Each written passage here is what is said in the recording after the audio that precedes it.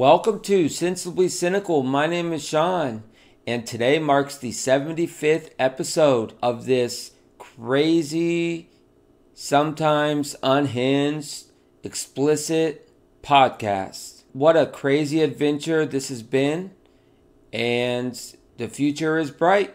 Okay, today I will be discussing for the first time ever on this podcast boxing, MMA, and wrestling.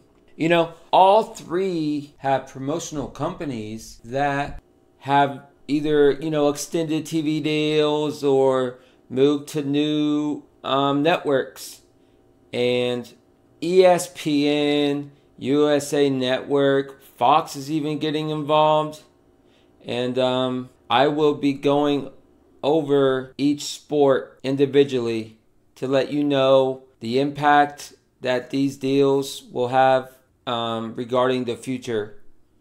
And, it was like dominoes. These networks were battling and, with digital programming going on and platforms where you can just,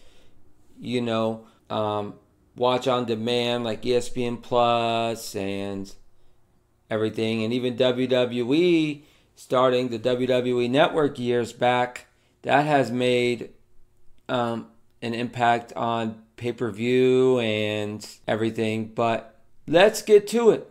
Okay, first I want to talk about boxing. Boxing has multiple federations, the IBF, the WBO, the WBC, the WBA. I mean, I can go on, the ring. And there's been guys from the start that have been icons. Ali, Frazier, etc.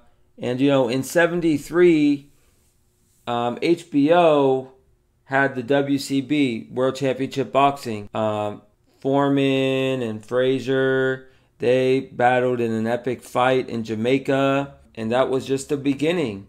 And then it lasted 45 years with the HBO. I couldn't believe it when it ended in 2018. It was sad. Lampley over there, and he had an emotional goodbye. And the last fight was December. I mean, those were replays. I think the last actual fight was October 2018. And then they had, showings in November and December. And it was just really sad. And ESPN Plus is the future. I mean, ESPN gets involved with Top Rank, De La Hoya, I think, and a lot was going on with internal contract negotiations. A 7-year deal going from 18 to 25 and 54 fights per year. That's the thing that's surprising, is that I know there's amazing stars, with Top Rank. Wilder, Bud Crawford, Fury, Dogbo, the new rising star from Ghana. I mean, you can go on the quality of stars, but 54 per year seems really high. So, to get to the new deal, ESPN Plus, like I said, it's a huge, huge contract. We're talking about $1 billion. I think it was $1 billion. Yeah, over $1 billion contract. I mean, and they're going to get all their money back and then some. I mean, I think it's a good deal. But here's the thing. HBO talking about how they're not in sports anymore. They're going away from sports. They're doing other forms of entertainment. And I think the future will be, I think eventually pay-per-view is going to be impacted by this.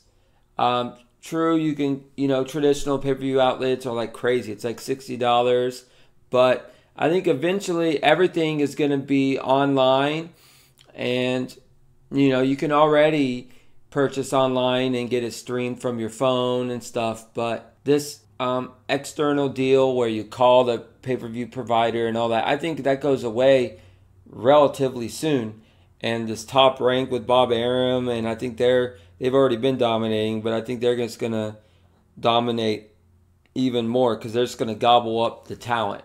Just like, any other sport where you get the top ranked guy and then it's a monopoly. They always monopolize it. They've been doing that. But this deal just, I guess, solidifies it because, they get all these guys, from the IBF, etc., the promotions that I talked about earlier. Tyson Fury, he's gone into WWE. I want to discuss that real quick. I think that's a load of shit. He ignored his agent. Everyone was telling him, this is not a good idea. But it's staged. WWE is staged, so I kind of get it, So he wants to take it easy on his body, He's not getting any younger, and he was linear champion. So I think it was a good deal. Obviously, Vince McMahon paid a lot of money over there, and they were in Saudi Arabia not too long ago. Braun Strowman, who was a former, bodybuilder and was in the Arnold Classic when Triple H found him, and he's become a kind of not a mega star, but Fury was supposed to elevate him, and I think I don't think Strowman is the future in WWE. I know he got a huge deal. I think it was like 1 point something million, but I don't see Strowman being a huge star. But his size matched up with Fury, and it was kind of believable. So I think Fury says that he's not going to be in wrestling very much, like a long-term deal, but I call bullshit on that. I think he will be in wrestling long-term because he will realize that he can make almost as much money with less wear and tear on his body. And the same thing, with MMA stars crossing over, and Brock Lesnar and Cain Velasquez, who have had battles in the past, now carry that over to WWE.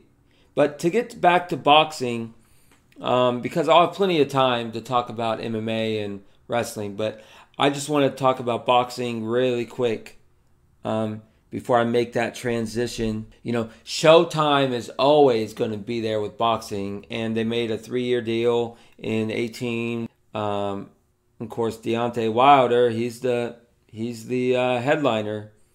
40-0-1. His one draw was Fury, and that was a wild affair. A lot of fanfare and promotional tools were used to make a ton of money. And not only those two, but Anthony Joshua is a big star too. So I see that being a good deal. But here's the thing. They're going to go even larger. Showtime has been doing a ton of boxing.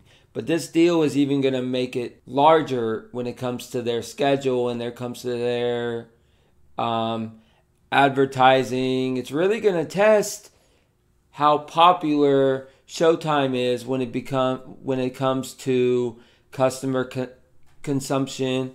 And but like I said, Showtime is a staple, and that's not going anywhere anytime soon. So I think boxing is in an interesting transition when it comes to. It's kind of weird that HBO's not involved anymore, but with Bob Arum over there in Top Rank, nothing's really changed besides that. ESPN Plus, DAZN is always gonna be there now with digital platforms, and of course AT&T and Warner got involved with HBO, and I think that was the start of the end. But these stars, I wonder how long that they're going to keep going for, because I know that Top Rank is investing in the young guys like Dogbo from Ghana, and it'll be interesting to see with some of these boxers converting to the world of MMA and wrestling, how good these young guys really are. Those boxers will get tested.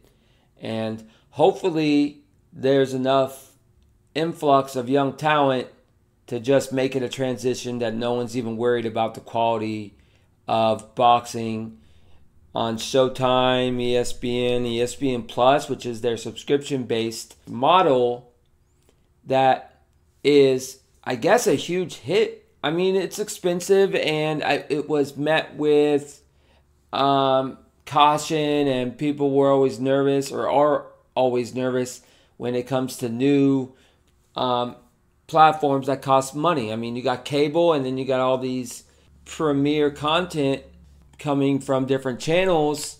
ESPN's no different.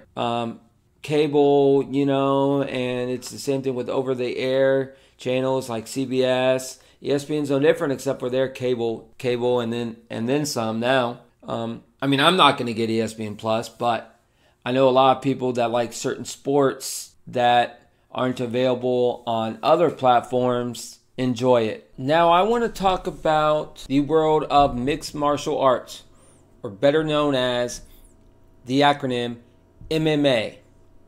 Now, when it comes to MMA, the premier promotional company is UFC, or Ultimate Fighting Championship.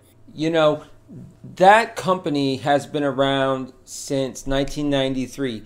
Dana White over there has done incredible things with it, brought it up. It was like raising a child, basically. I mean, I wouldn't say no one, but it wasn't as big as it is now, obviously. You got guys like McGregor now, Bone Jones, Daniel Cormier, Nate Diaz, Khabib, Nunez, who's, in my opinion, since Ronda Rousey's not there anymore, the best woman fighter in the world, Amanda Nunez. She's leading the women, and then you have the aforementioned stars. My favorite being John Bones Jones. The swagger that guy has is like awesome and unreal. So let's get to the financial part of this new TV deal. It was interesting hearing about this on the news, how UFC and WWE, World Wrestling Entertainment, conveniently contracts ran out at the same time. So they were battling with Fox, ESPN, UFC and ESPN ended up doing a deal, and $1.5 billion over 5 years. That's incredible money. I mean, we're talking about ESPN Plus, like I said, the same thing going on with boxing. So to ESPN's also signing, or ESPN also signed the second, I think, most popular mixed martial arts company, the Pro Fighters League, or better known as PFL. PFL is very interesting. They have a regular season, and then they have a win or go home postseason style. And my boy Muhammad Mo Muscle Darius from my hometown Titusville, Florida, he had a good year, got second seed, and unfortunately he lost in the first round, but he's a big star there now, in my opinion. He's charismatic, and I think he's the future. He's still early 30s. So, and then there's a couple other people, Nicholson over there, Alex Nicholson. I think he's still around in the postseason. They got deals with MSG to hold future fights, and I see PFL hanging around. They got that deal as well with ESPN. I find that interesting that ESPN is monopolizing mixed martial arts. I think it's actually brilliant. PFL has been around since 2012, so it's still growing. It's still having growing pains. A lot of people don't know what it is yet. Most people, when they think MMA, they think UFC. So PFL has a long way to go, but I feel like their business model is working. I feel like it's taking baby steps, and I think it's cool the style of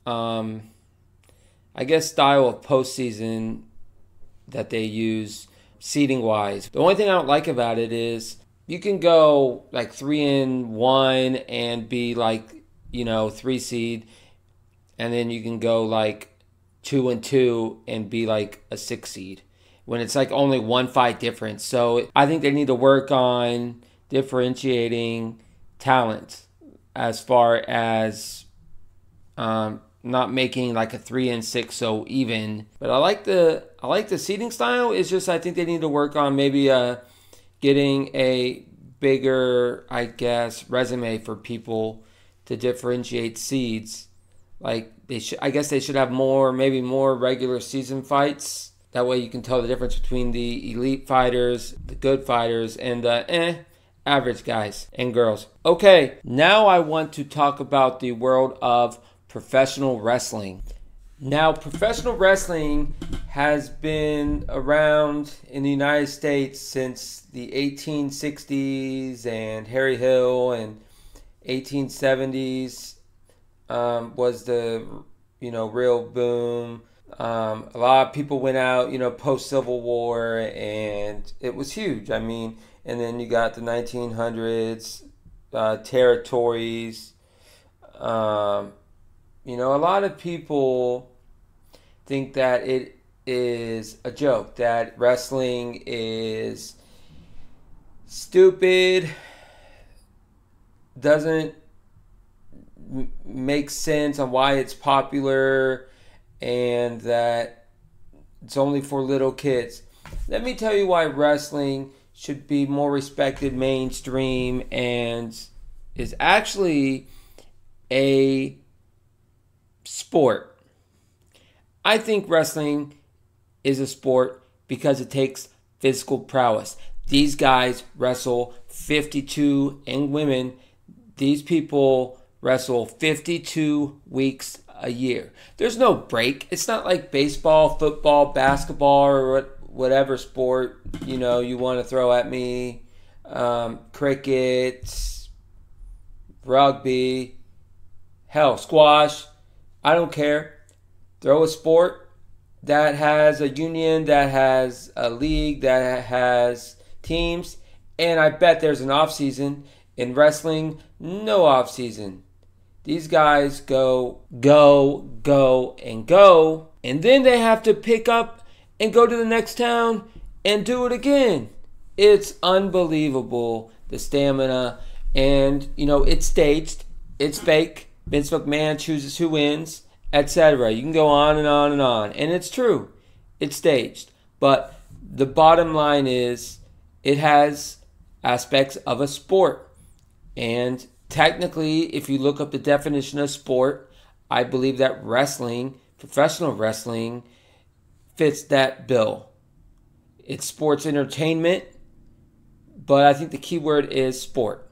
Now, speaking of TV deal, like I mentioned earlier, UFC and WWE were both looking for TV deals at the same time. Fox and ESPN were battling for, one or the other. I think Fox was like, oh, well, I want UFC, and then UFC fell through. So Fox took SmackDown because WWE has two brands. They have SmackDown and they have Raw. So SmackDown ended up going to Fox. And then Raw extended with USA Network. And they also brought in their developmental brand, NXT. So Fox paid, get this, $1 billion. $1 billion. I mean, I understand if it was for a lot of brands, but it's just for one brand. It's a 5-year deal. That seems like a lot of money for above average stars. This isn't even, the 80s with Hulk Hogan and Andre the Giant, Roddy Piper, Jimmy Superfly Snuka. Those guys helped elevate professional wrestling, and early 90s. I mean, those guys were instrumental in its success. You guys, and even early 2000s, John Cena, and then you go a little further back, The Rock, Stone Cold. We're not talking about that. We're talking about Roman Reigns. Like, who the hell is Roman Reigns? People only know him because he's The Rock's cousin. Like, $1 billion is ridiculous. Vince McMahon, he's also making money over there in Saudi Arabia. people call blood money because of, political and issues, with the United States and stuff, and he just doesn't care. So we're talking about $2 billion from Fox and from Saudi Arabia. That's nuts. And true, he's losing money in other avenues, but I feel like they have spawned the digital era. It's more of the premium programming. Vince McMahon was one of the first ones on top of that. I will give him credit. He's an innovator. He sees things in advance. He knows when to go all in. He knows when to get out. True, XFL was the first, alternative to the NFL to really make a splash back in the day, but it fell through. But guess what? He's trying again. It's coming out 2020. They've already gotten QBs. They've already gotten teams. Cardell Jones over there in Ohio State, he's going to try to make it big in Vince McMahon's new league. I mean, now the network, the WWE network, is brilliant because they don't have to go to the traditional pay-per-view outlets anymore. They can just say, hey, listen, WrestleMania is on our network. You pay $9.99 and you get every single pay-per-view we have to offer. Now, do I think that Fox is going to regret paying so much money to WWE for their content? Yes. Ratings haven't even been near as good as Fox had hoped when it came into it. I mean, we're talking about, the bump happened when Stone Cold and they used a bunch of other people to promote SmackDown and The Rock and everything. And it got huge ratings. And then the boom that people thought it was going to get, that it was going to be renovated just because Fox, an over-the-air channel that everyone gets was going to do it, that all of a sudden pro wrestling was going to go back to the way it was in the 90s, 80s, 70s, etc. Hell, even early 2000s. No, that's not the case. Wrestling's not the same as it was, and I think Fox is going to have buyer's remorse, and that's my opinion. Now, WWE isn't the only company out there now that make it kind of big stream. Chris Jericho over there, he had a fight with Vince McMahon over his new contract, and WWE wanted him, but this company called All Elite Wrestling, AEW, was created by Shad Khan, the owner of the Jacksonville Jaguars, and his son, Tony Khan. These guys have so much money, it's ridiculous. And Tony Khan has been a wrestling fan all his life. So he took his dad's money and said, hey, listen, can you give me $100 million and I'll create, my own federation. They used Jacksonville Stadium, to help launch it. And, of course, they're going to stay in the South predominantly, I would assume, until they can get their feet wet. They have guys like Cody Rhodes, who's the son of Dusty Rhodes. He's controlling, part of the talent as an executive. You have tag teams. You have a tag team such as the Young Bucks, Matt and Nick Jackson.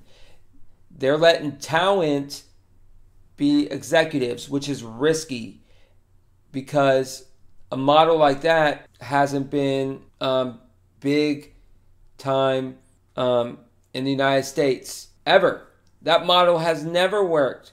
You always have this separate of powers. You have the executives, the bookers, and then you have the talent. They shouldn't be together. They're together here, and it's weird. TNT, Turner, they haven't been in the wrestling business since WCW, and since they got bought out in 2000, it's been 19 years, and I feel like now's the time. I think that this AEW will work. They're beating the NXT brand, like I mentioned. NXT got picked up by USA. So USA has Raw, Monday Night Raw, and NXT. And the NXT brand is going against AEW's weekly channel on TNT. So it's like the old days, except for it's not Raw and Nitro, it's NXT and it's AEW. So that should be interesting. you know, TNT is a legit company. Like, for a federation to have no experience and to get a huge deal like that shows the savvy of the Khans, Chris Jericho, who's like a future Hall of Famer, if he ever gets on good terms with WWE again, and one of the greatest of all time. I think AEW is doing it right. They have a deal with Bleacher Report to stream their pay-per-views, and they're going to use the traditional model, obviously, because they don't have their own network. So they're using the traditional pay-per-view model, and I feel like that'll work for them. While WWE is using the MMA and boxing stars to, keep themselves in the news, mainstream. Fox is going all in. You got Cain Velasquez, former MMA fighter, going one-on-one with Brock Lesnar recently in Saudi Arabia. You have Tyson Fury, linear champion, boxing, going, like I mentioned earlier in the episode, going against Braun Strowman.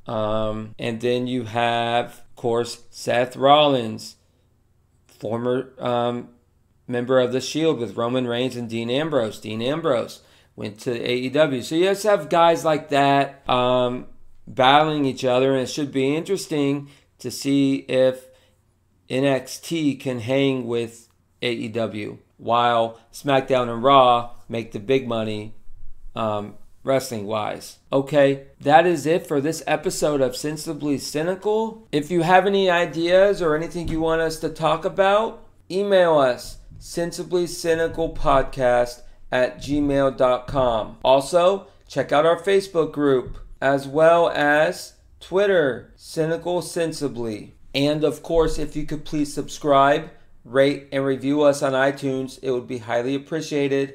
Thank you.